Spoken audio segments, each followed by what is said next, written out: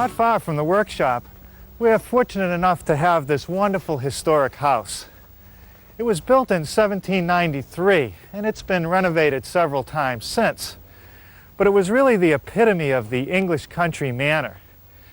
Today it's looked after by the Society for the Preservation of New England Antiquities. And up on the second floor in the bride's room, there's a wonderful old mirror I want to show you. A nice big room with a canopy bed and a large plum-covered sofa. But over here is what I wanted you to see, this freestanding roll-around mirror.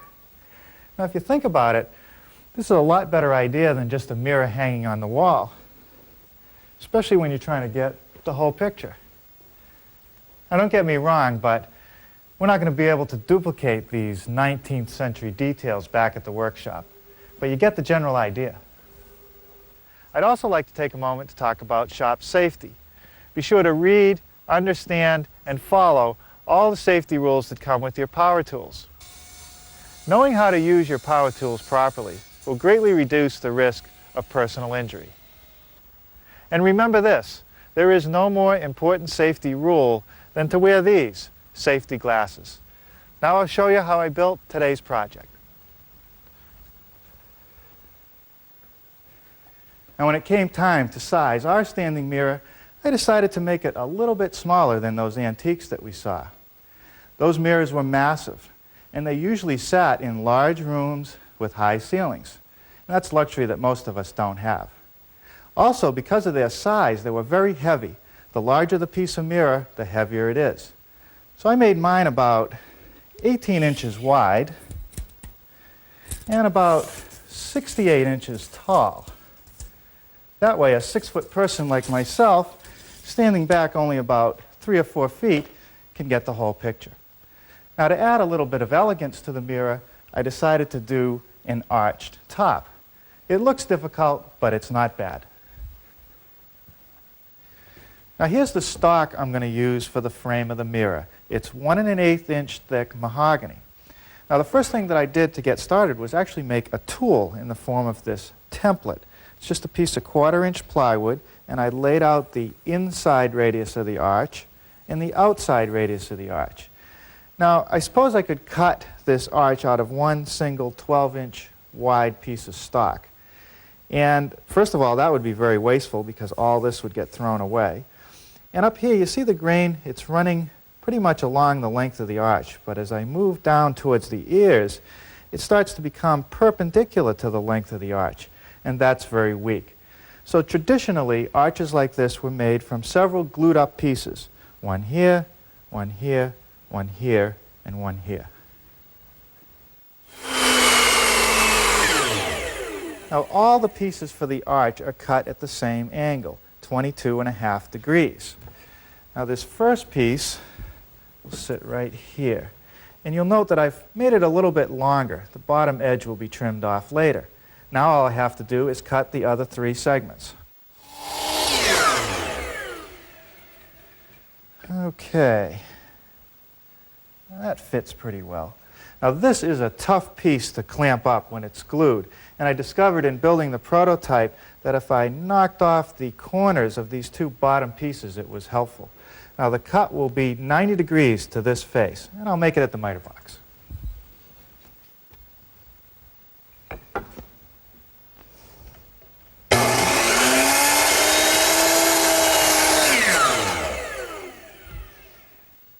Now I'm going to reinforce each of these joints by using a couple number 0 biscuits.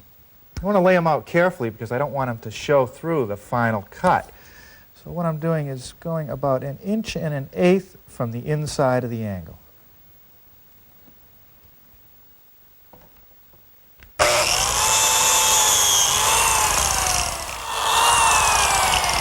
Now by readjusting the fence slightly, I get the second slot for the other biscuit.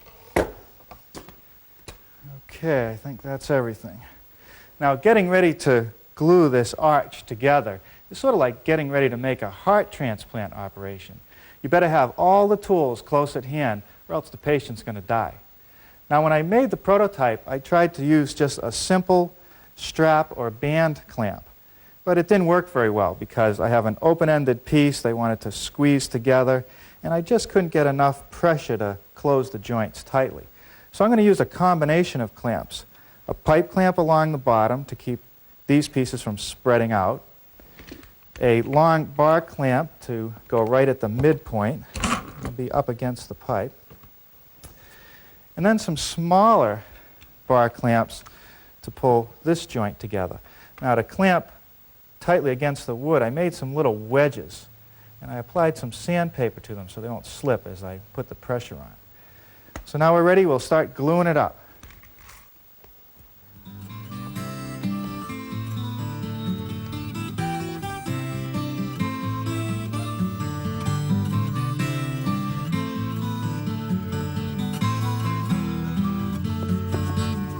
One final little adjustment here.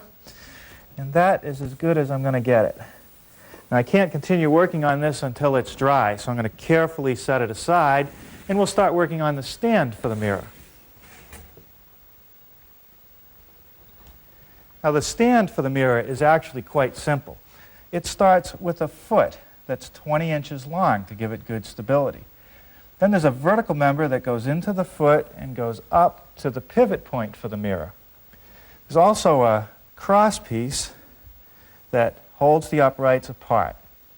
Now we'll get started by working on the foot, which is cut from a piece of 12-quarter mahogany. I was lucky enough to get the thick mahogany. If you can't find it, you can just glue a couple boards together to make the foot. I did the layout on one side, tracing a poster board template that I made, the shape I wanted. I'm going to cut it over here on the bandsaw, which I've equipped with a 1/4 inch wide blade, and that's so that I can easily cut these tight radius corners.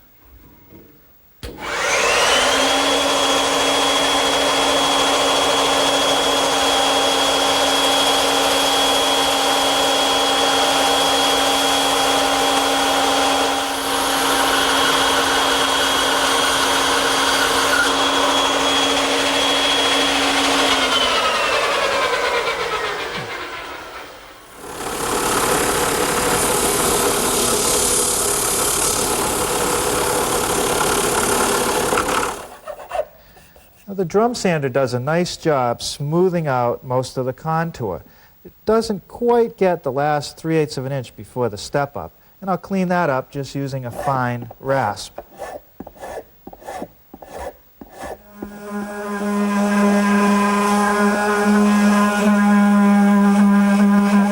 Boy, the drill press is coming in handy today. First with the drum sander, now with the mortising attachment, which I'm going to use to mortise a hole in the top of each foot into which the vertical standard will fit.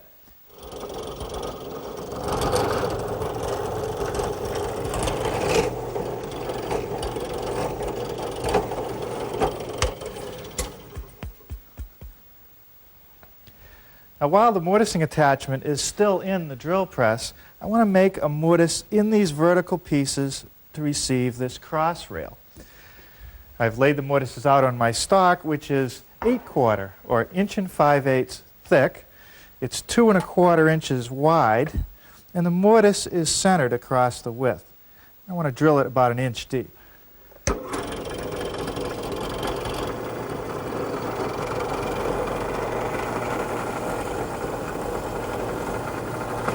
Well, next we'll make the tenons on the bottom of the standards.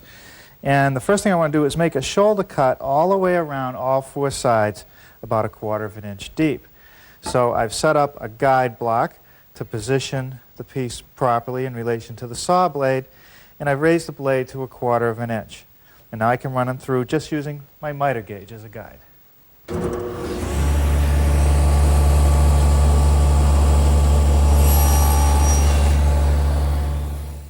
Now for the cross piece that joins the 2 standards, I need to make similar shoulder cuts on each end, but this time only 1 inch in. So I have to readjust my fence. First I'll move my stop block, then measuring from my stop block, I'll set it at 1 inch. Move my block back and run them through.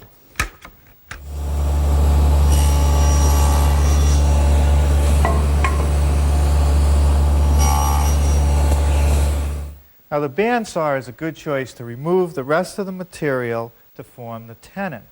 And what I like to do is adjust it for what it should be, and then go in and just nick the ends a little bit.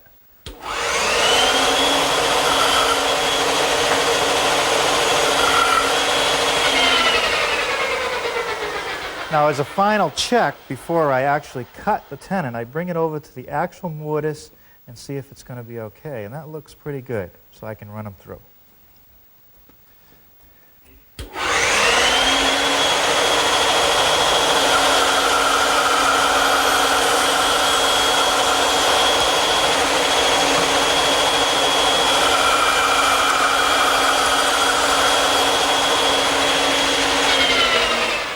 Okay, now to complete the tenon, I have to move my fence to 1 3/8 for the cheek cuts. And I'll use the same process of testing it.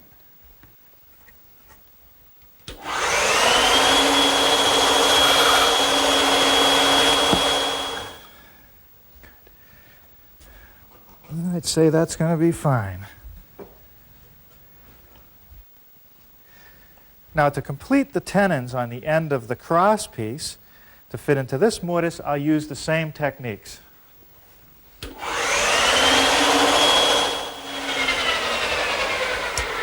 Okay, let's try that.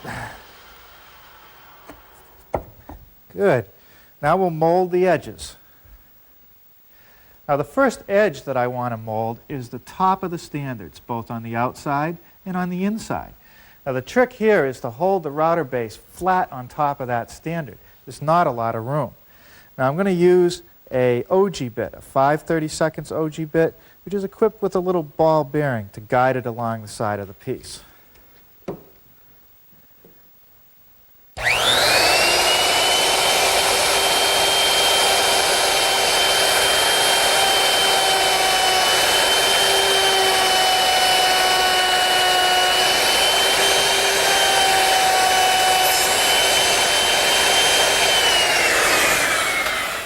Okay, now to mold the edges of the standards, I could use just the router bit with the ball bearing, and it works fine until I get right here. Then the ball bearing is going to want to follow the previously molded edge. So I've installed a guide fence, which will help me keep the bit running straight past that intersection.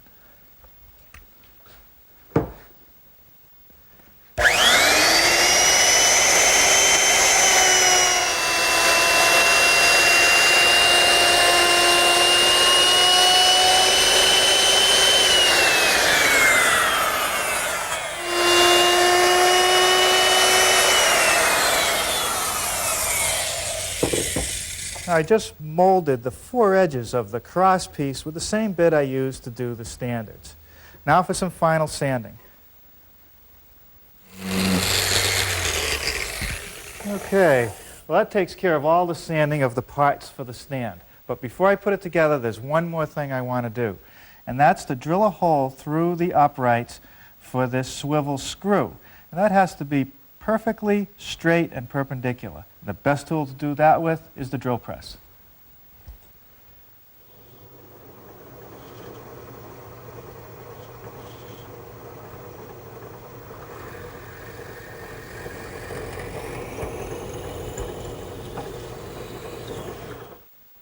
Well, now it's time for another glue up.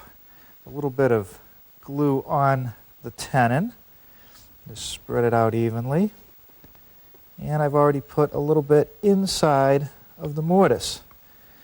Now all I have to do is just slip the pieces together. Okay, that's nice and snug. No need for any clamps here.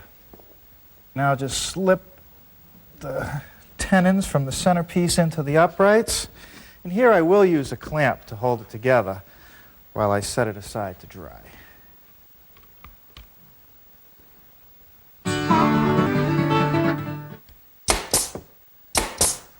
Now, the first step in forming the arch is to trim the bottom edges right here along the radius line.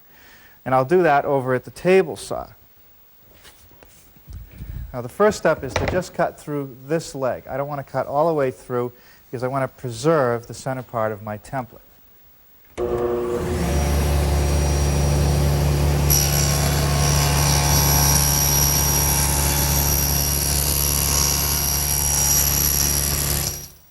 Now over here at the bandsaw, I've set up my circle cutting jig, which is really just a piece of plywood that extends the table. And along it there are several holes which represent different radii. Now this pin right here is for the outside of our arch. So I slip the template over the pin, and by rotating the entire piece I'll be able to cut the outside radius. You've got to cut the outside first, because if I cut the inside I'll no longer have a pivot point.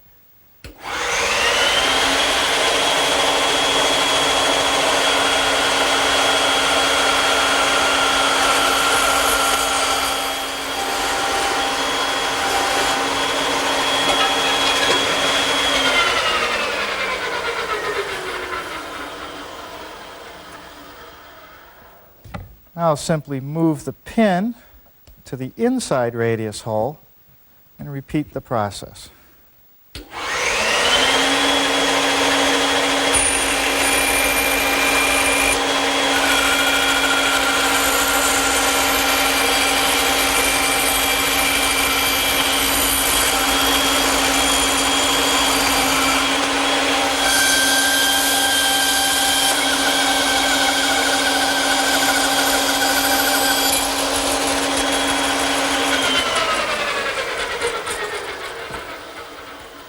The sequence is very important here, and when I rough cut the sides for the mirror, I made them a little bit wider than necessary, and that's because I can't determine the final width until the sanding of the arch has been completed.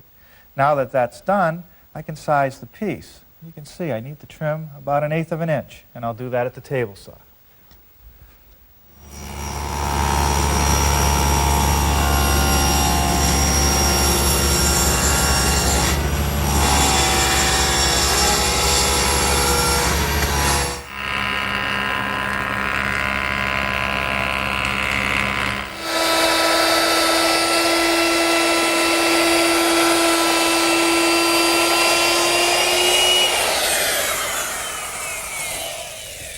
Well, now's the time to mold the inside edge of all the straight pieces of the frame. And I used the same OG bit as I used on the stand. Let's take a look at the back of our prototype. Now these little cleats here are just temporary to hold the hardboard backing and the mirror in place. I'll have to remove those to put the finish on. But the backing and the mirror actually sit in a rabbet that's cut in all the frame members. I want to make the rabbet in the straight pieces now. So I've set up my stacked dado head cutter in the table saw and attached a wooden auxiliary fence to protect the cutter from hitting the metal fence. And now I'm ready to run them through.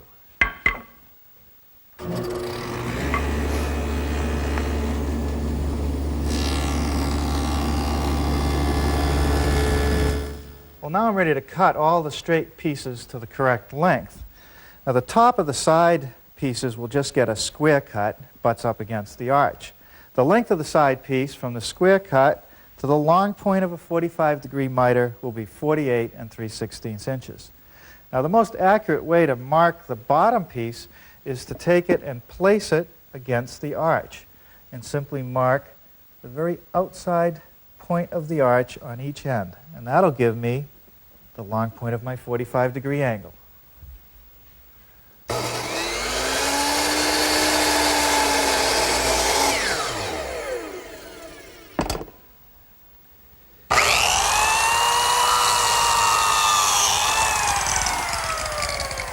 Now all the other joints of the frame will be secured with biscuits, just like the arch.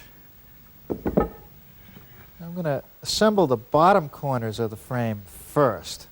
Some more glue for the biscuits. And we'll just first press it together. Now you could permanently set this with just a couple nails to hold it while the glue dries. I have these corner clamps. This is one of several different varieties. What I like about these is that they have some soft rubber feet which prevent it from marking up the wood as it's clamped in place. Okay, and now we're ready for the arch. Now this clamp that's setting just below the arch area is actually just there to prevent everything from spreading too far as it's clamped together, spreading too far apart. I'll just slip these snugly into place. Now one pipe clamp right along the middle to pull the top down tightly.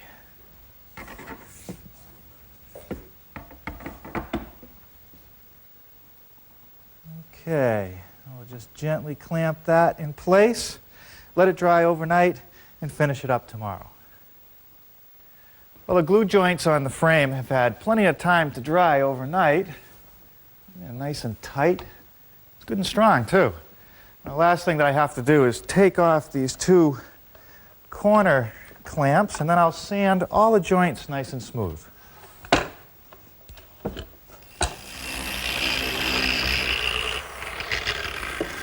Now, I don't want to rush this sanding step because the smoother and more even I get all these joints, the better the routing operation is going to turn out, which is next.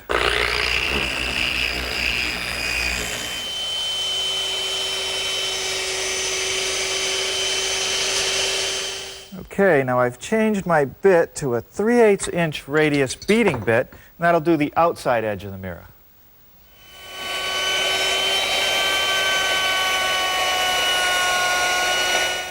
With another router bit change to a 1/4 inch rounding over bit, I can now ease the back edges of the frame.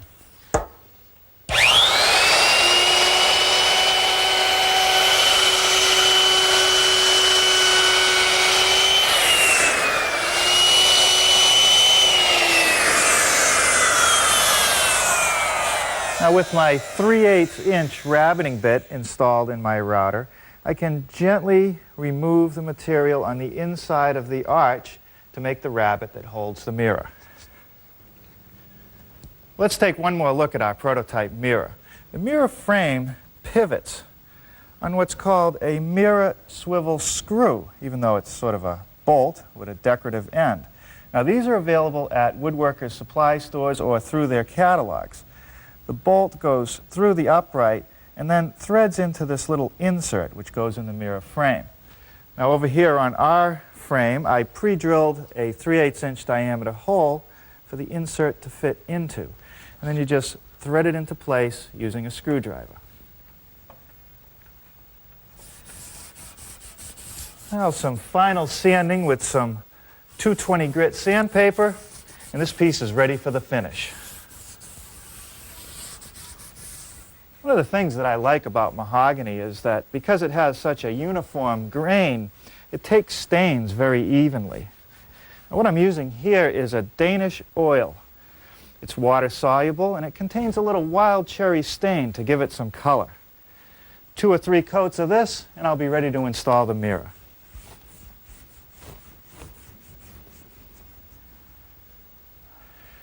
I know a little girl in my house who's going to spend a lot of time standing in front of this piece. Well, whether it's the mirror, or the pie safe, the picnic table, the clock, the step stools, or any of the other New Yankee projects you see here, I hope you have as much fun building them as I did. So until next time, I'm Norm Abram from the New Yankee Workshop.